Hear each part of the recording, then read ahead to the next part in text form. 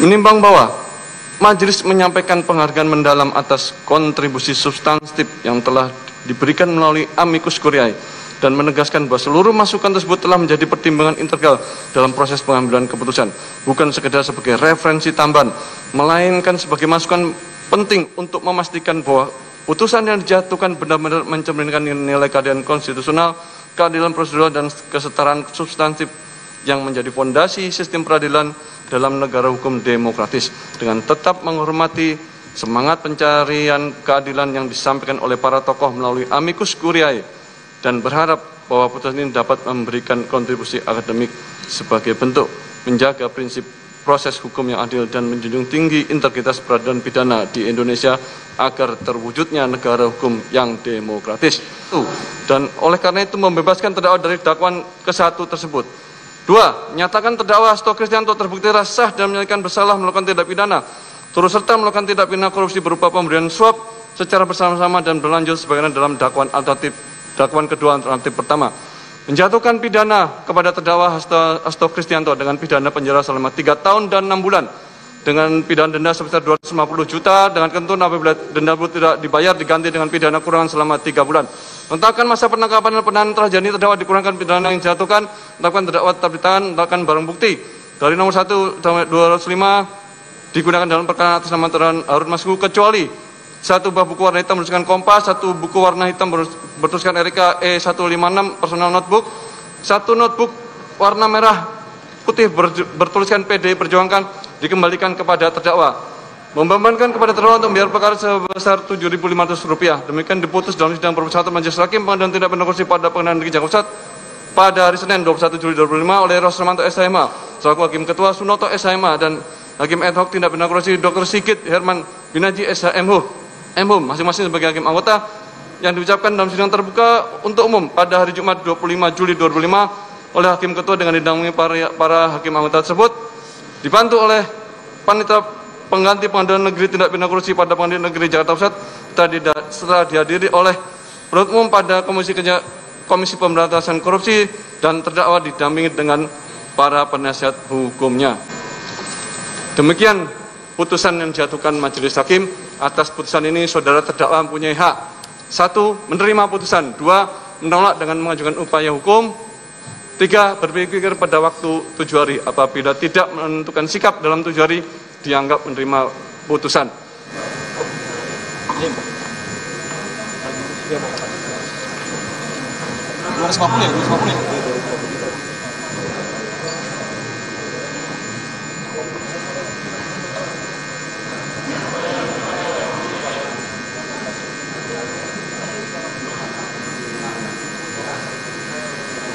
PD Perjuangan adalah setia pada hukum, tidak menghalang-halangi seluruh proses hukum.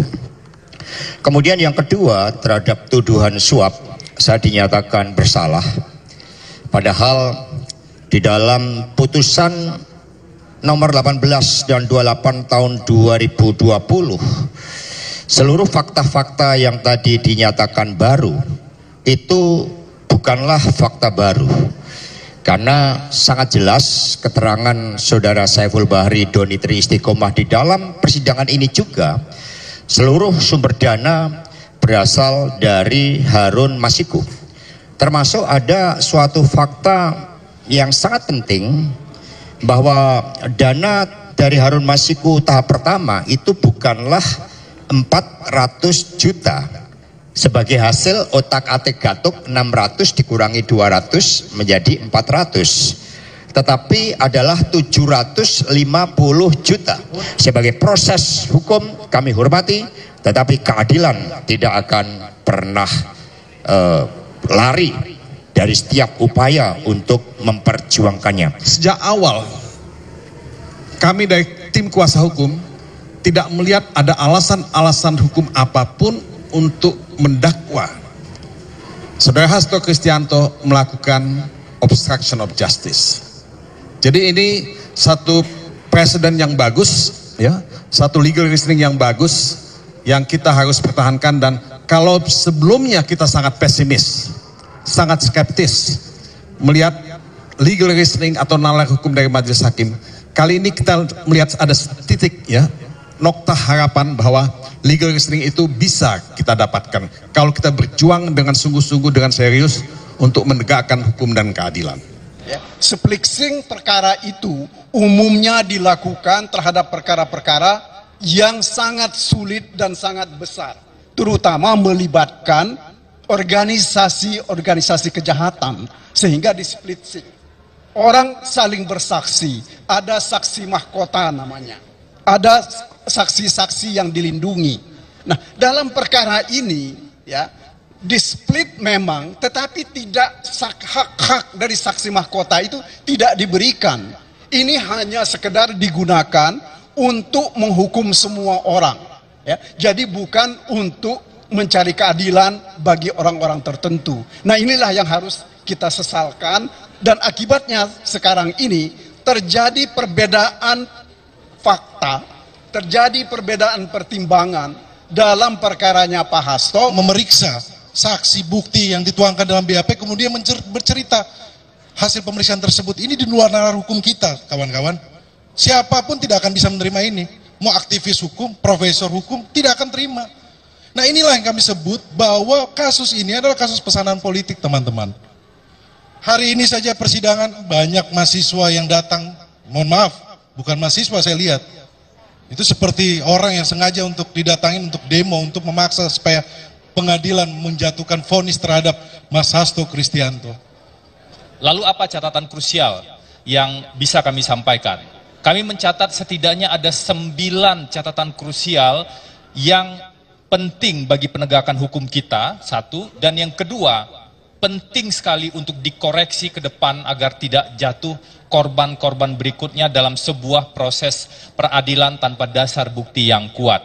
Pertama, terkait dengan obstruction of justice, terkait dengan dakwaan yang pertama yaitu pasal 21, kami menghargai apa yang dipertimbangkan oleh majelis hakim.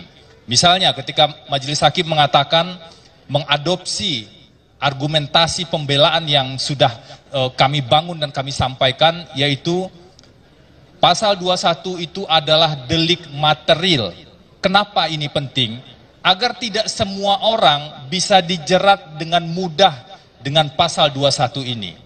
Kalau pasal 21 itu delik material, maka wajib dibuktikan penyidikannya tidak jadi dilaksanakan, penyidikannya gagal dilaksanakan.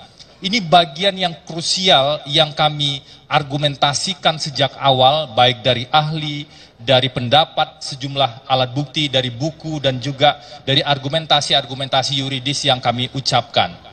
Pasal 21 atau obstruction of justice adalah delik material, akibatnya wajib dibuktikan. Dan tadi majelis hakim dengan baik memahami itu dan menuangkan dalam pertimbangannya. Akhirnya vonis Hasto dibacakan hakim, di mana pada pembacaan putusan itu dia dibebaskan dari dakwaan perintangan penyidikan atau obstruction of justice. Hasto dan para pengacaranya menyambut gembira putusan ini, meski masih akan lakukan langkah hukum atas vonis 3,5 tahun.